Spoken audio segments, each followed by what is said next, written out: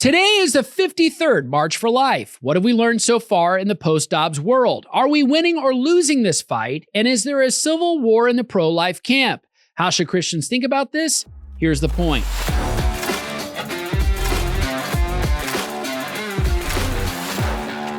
Today marks the 53rd annual March for Life and the 4th annual march since the Supreme Court's overturning of Roe v. Wade. The Standing for Freedom Center will be taking 1,000 Liberty students to participate in this march, as has been our custom for decades. And quite honestly, the pro-life movement stands as the essential keystone and buttress of the entire conservative movement. Everything essential for safeguarding life, liberty, and the pursuit of happiness begins in the womb. But the post-Dobbs world has presented a whole list of challenges for the pro-life camp. Even after victory laps were taken in 2022, and many were ready to say, mission accomplished, job well done, let's go home, but it's not over. The mission wasn't accomplished, not even close. While we celebrated Dobbs, abortion activists were already executing the playbook they've been preparing for decades.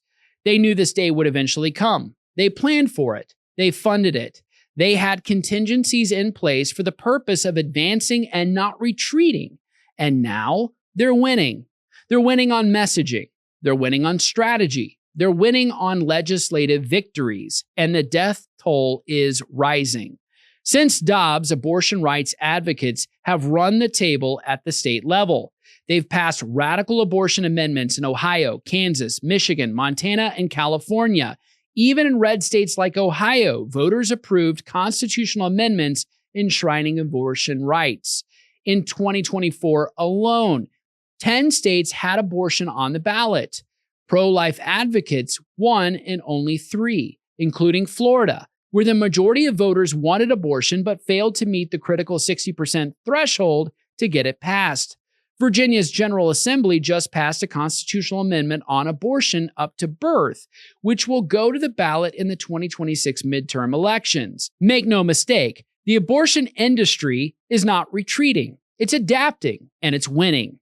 While abortion clinics close in states with protective laws, chemical abortion has surged to an all-time high. More than 70% of all abortions in America today are now induced by medication, often mailed without a single in-person doctor visit. The pills arrive in unmarked packages. No oversight, no medical supervision, no accountability. This is the new battlefield in 2026, and we were unprepared for it. But the crisis runs deeper than legislative losses or chemical abortion statistics. The pro-life movement itself is fracturing from within. A civil war has been brewing for years, and it's now breaking into the open. On one side stands incrementalists, the long-standing national organizations, political strategists, and legislative architects who have guided this movement for decades. On the other side stand the abolitionists, a younger, far more conservative and aggressive wing demanding immediate, total abolition of abortion with no exception and no compromise. The incrementalists have pursued gradual progress through achievable legislation, and that has been their sole strategy for decades. This includes 15-week bans, heartbeat bills, parental notification laws, protecting the Hyde Amendment, and defunding Planned Parenthood. They point to decades of incremental gains that ultimately led to Dobbs. The abolitionists counter the incremental strategies, implicitly accept that some abortion is permissible, that some babies can be sacrificed on the altar of political pragmatism. Perhaps the most pointed criticism is the refusal of incrementalists to ever pursue equal protection bills for the unborn or to ever hold mothers who abort their babies responsible. Both sides have a point. Both sides also have serious problems. We need to be honest. Many national pro-life organizations have grown comfortable with the status quo. They've built entire infrastructure around fighting abortion in circles, fundraising apparatuses, political action committees, lobbying operations. For some, the cause has become a career with zero end in sight. The question must be asked, Do these organizations truly intend to end abortion, or have they become dependent on its existence? And that's a fair question.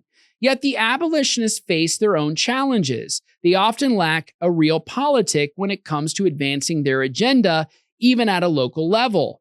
There are practical considerations for how abortion will be fought and won in deep blue states, even like Virginia, where significant gains have been made in recent months. Demanding all or nothing abolition in Massachusetts, California, or New York is fantasy. Without a strategic framework for incremental progress in hostile territory, abolitionist purity becomes political impotence, or worse, self-righteous theatrics. The result? A movement that seems presently stalled, divided at the exact moment we need unity the most. Abolitionists are right, and we need them. But so are the incrementalists, especially the ones who are honest about ending abortion and who have every intention of getting equal protection bills passed while absolving no one of their responsibility, and that starts with the father and the mother. The rise of the abolitionist movement, particularly among younger conservatives, is a welcomed blessing. This generation refuses to be satisfied with managing or coddling abortion. They want it ended. They are sincere in their effort. That conviction, that unwillingness to compromise on the sanctity of life is exactly what this movement needs. The question is whether we can harness that passion with the political wisdom necessary to actually save babies. William Wilberforce is perhaps one of the best inspirations for seeking full abolition of slavery without compromise, while simultaneously receiving it in major increments over a period of 4 decades. No one accuses Wilberforce of compromise. Many would have been satisfied with far less. Yet, his dogmatic pursuit achieved total victory at the end of his career. The pro-life movement suffers from several challenges: the lack of unity, clarity, strategy, and the perverting effects of political and cultural rots, including rhino conservatism and Nikki Haley-style feminism. We must unify around truth, common goals, and common sense. Honest incrementalists and stubborn abolitionists need each other, both strategic wisdom and legislative experience, along with moral clarity and prophetic urgency. Finally, we must remember why we march. We march because the unborn are made in the image of God. Every single one, no exception, no compromise, not because they're wanted or viable or convenient, but because they bear God's sacred image. We march because we are not alone. The pro-life movement needs one another, and to be reminded that it is bigger. It is on a scale so large. It includes Catholics, evangelicals, Protestants, all of them working together. We also march because abortion is not ended, not in America, not anywhere. As long as babies are dying, we must show up, speak up, represent righteousness, and we must march. As long as babies are dying, we march. As long as mothers are suffering, we march. As long as the culture of death reigns, we march. We also march because Christ is Lord over life and death. We march because God's image is sacred.